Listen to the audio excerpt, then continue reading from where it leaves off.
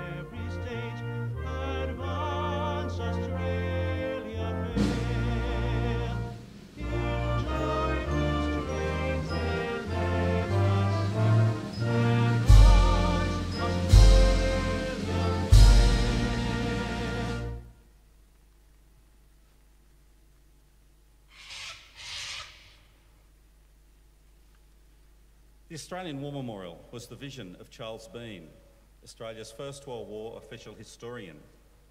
Bean landed with the Australian troops on Gallipoli and stayed with them at the front through to the end of the war. The idea of this national memorial and museum came to him at Pozières, France, in the depths of the bloody fighting of 1916. Bean's idea was that this would be a place where families and friends could mourn loved ones buried in faraway places. It would also be a place that could help all Australians understand what these men and women had endured and what they had done for us. Bean's vision, to which we remain true, is best expressed as inscribed in the entrance to the memorial's galleries. Here is their spirit in the heart of the land they loved, and here we guard the record which they themselves made. Tonight we'll read the story behind just one of those on the Roll of Honour, which lists the names of more than 102,000 men and women who have given their lives for us in war and operations for more than a century. But first we present a lament, Flowers of the Forest. Wreaths and floral tributes will now be laid at the base of the Pool of Reflection.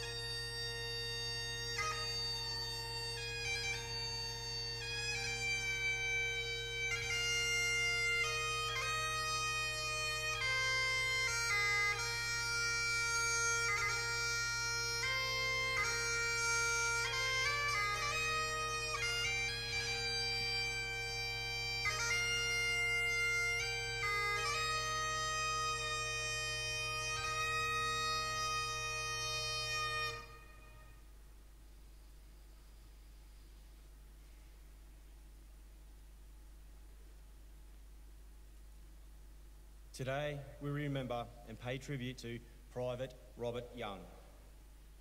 Robert Young was born on the 6th of March 1914 in Brisbane, Queensland. He never knew his father and was brought up by his mother, Cordelia. He grew up in Brisbane and attended school locally. After leaving school, he went to work as a farmhand. By the time the Second War began, he was working as a dairy farmer at Coolroy and had married Dulcie May, née Andrews.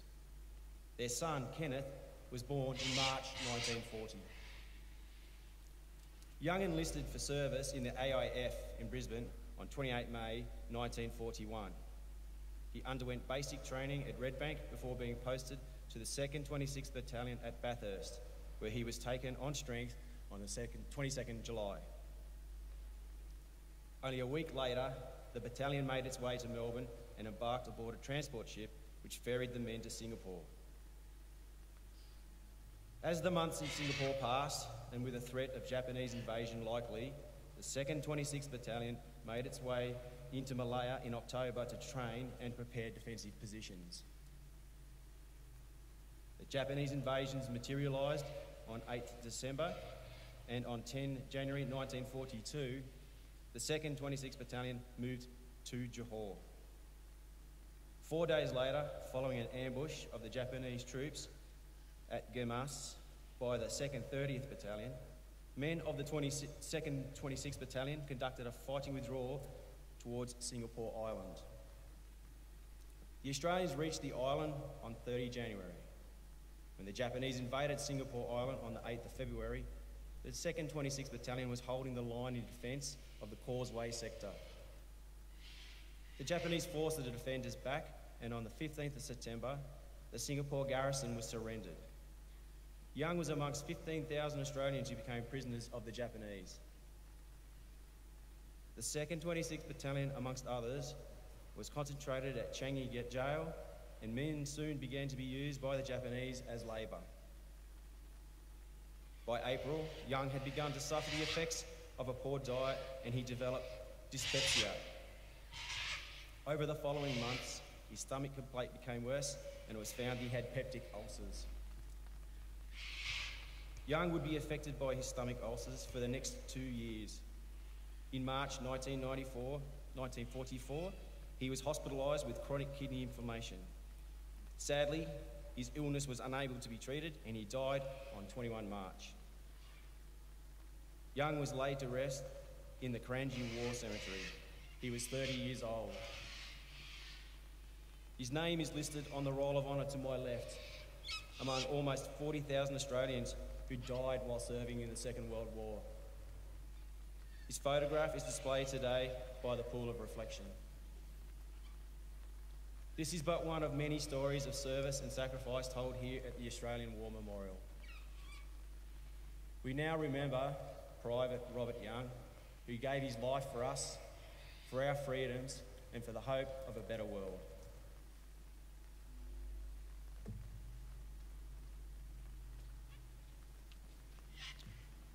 Please stand for the reading of the ode and the sounding of the last post.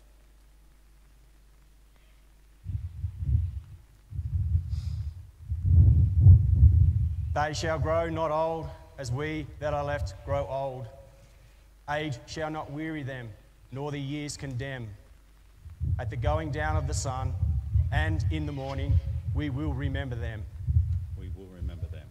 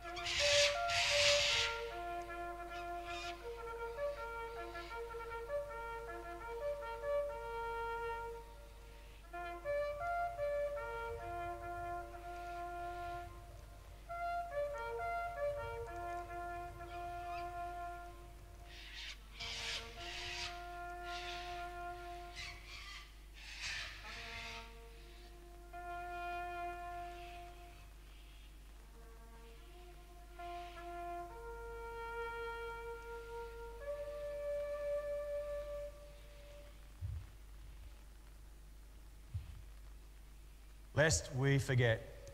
Lest we forget.